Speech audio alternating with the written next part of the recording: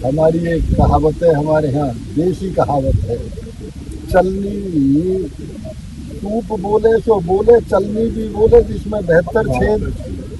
है? अरे भाई, जो जग जाहिर है जिनकी भर्ती के बारे में, वो भी यदि हमारे ऊपर आक्षेप करें। 8 लाख भर्ती आदरणीय योगी जी के नेतृत्व में पिछले 7 सालों में हुई है। एक चाय का दाग कोई व्यक्ति नहीं लगा सकता। पहले इसी प्रदेश में लिस्ट एक नहीं 3-3 बार फटा करती थी और टंगा करती थी। रेट लिस्ट टंगी हुई थी, इतने पैसे इस भर्ती के हैं, इतने पैसे इस भर्ती के हैं, और इटावा वालों से ज़्यादा तो कोई जानता ही नहीं है इस बारे में। उपचुनाव को लेकर किस तरीके की तैयारियां हैं, क्योंकि केंद्र सरकार में अखिलेश यादव अपने आप को मान रहे हैं और उत्तर प्रदेश की कमान जो है शिवपाल सिंह यादव के हाथ में है। देखिए, बड़ी अच्छी बात है, और क्योंकि उनके परिवार के अलावा और तो कोई बचा नहीं है, और न यादव कोई परिवार है, न कोई और पिछड़ी जाति का कोई परिवार है। वो अंधा बाटे रेवड़ी, फिर घर के इन्हें दे। उनकी तो ये स्थिति है, चाहे शिवपाल जी को दे दो, चाहे राम गोपाल जी को दे दो, चाहे अपनी पत्नी को दे दो, चाहे अपने भाइयों को दे दो, यही उनके पास है, और किसको देंगे। पीडीए केवल अखिलेश यादव जी का अपने परिवार तक सीमित है। 5 यादवों के अलावा, अपने परिवार के अलावा छठवां तो कोई यादव उन्हें दिखाई देता नहीं उत्तर प्रदेश में। किसी छठवें को टिकट दी है? 5 टिकट उन्होंने पार्लियामेंट की दी, अपने घर में दी, खुद लड़े, अपनी पत्नी को दिया, अपने चाचा के लड़के को दिया, अपने दोनों चाचा के लड़कों को, तीनों चाचाओं के लड़कों को दे दिया। अब पीडीए की बात करने का उनको कोई हक नहीं है। पीडीए में तो मैं भी आता हूँ, कहीं ना कहीं उनको ये तो सोचना चाहिए ना, ठीक है। बात पीडीए की बात करने से पहले, यदि पीडीए केवल आदरणीय मुलायम सिंह जी का ही परिवार है, तब तो फिर बात करो। उपचुनाव लगातार आगामी विधानसभा के जो प्रदेश में चुनाव होंगे 10 सीटों को, आप उसे कैसे देखते हैं? कितनी सफलता बीजेपी लाई थी? देखिए, बीजेपी पूरी तरह से 10 चुनाव जीतेगी। पहले भी उपचुनाव हुए हैं।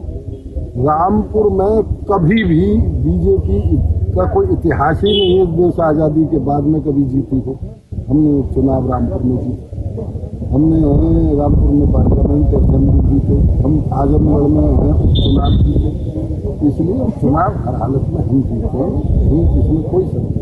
हमारी एक कहावत है, हमारे यहाँ देसी कहावत है, चलनी टूप बोले सो बोले, चलनी भी बोले जिसमें 72 छेद।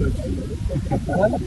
अरे भाई, जो जग जाहिर है जिनकी भर्ती के बारे में, वो भी यदि हमारे ऊपर आक्षेप करें। 8 लाख भर्ती आदरणीय योगी जी के नेतृत्व में पिछले 7 सालों में हुई है। एक चाय का दाग कोई व्यक्ति नहीं लगा सकता। पहले इसी प्रदेश में लिस्ट एक नहीं 3-3 बार फटा करती थी और टंगा करती थी। रेट लिस्ट टंगी हुई थी, इतने पैसे इस भर्ती के हैं, इतने पैसे इस भर्ती के हैं, और इटावा वालों से ज़्यादा तो कोई जानता ही नहीं है इस बारे में। उपचुनाव को लेकर किस तरीके की तैयारियां हैं, क्योंकि केंद्र सरकार में अखिलेश यादव अपने आप को मान रहे हैं और उत्तर प्रदेश की कमान जो है शिवपाल सिंह यादव के हाथ में है। देखिए, बड़ी अच्छी बात है, और क्योंकि उनके परिवार के अलावा और तो कोई बचा नहीं है, और न यादव कोई परिवार है, न कोई और पिछड़ी जाति का कोई परिवार है। वो अंधा बाटे रेवड़ी, फिर घर के इन्हें दे। उनकी तो ये स्थिति है, चाहे शिवपाल जी को दे दो, चाहे राम गोपाल जी को दे दो, चाहे अपनी पत्नी को दे दो, चाहे अपने भाइयों को दे दो, यही उनके पास है, और किसको देंगे। पीडीए केवल अखिलेश यादव जी का अपने परिवार तक सीमित है। 5 यादवों के अलावा, अपने परिवार के अलावा छठवां तो कोई यादव उन्हें दिखाई देता नहीं उत्तर प्रदेश में। किसी छठवें को टिकट दी है? 5 टिकट उन्होंने पार्लियामेंट की दी, अपने घर में दी, खुद लड़े, अपनी पत्नी को दिया, अपने चाचा के लड़के को दिया, अपने दोनों चाचा के लड़कों को, तीनों चाचाओं के लड़कों को दे दिया। अब पीडीए की बात करने का उनको कोई हक नहीं है। पीडीए में तो मैं भी आता हूँ, कहीं ना कहीं उनको ये तो सोचना चाहिए ना, ठीक है। बात पीडीए की बात करने से पहले यदि पीडीए केवल आदरणीय मुलायम सिंह जी का ही परिवार है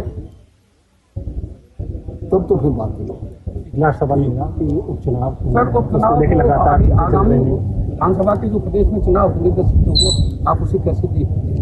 कितनी सफलता बीजेपी लाएगी? देखिए, बीजेपी पूरी तरह से 10 चुनाव जीतेगी। पहले भी उपचुनाव हुए हैं। रामपुर में कभी भी बीजेपी का कोई इतिहास ही नहीं है देश आज़ादी के बाद में कभी जीती हो। हमने उपचुनाव रामपुर में जीते, हमने रामपुर में पार्लियामेंट असेंबली जीते, हम आजमगढ़ में उपचुनाव जीते। इसलिए उपचुनाव हर हालत में हम जीते हैं, इसमें कोई संदेह नहीं।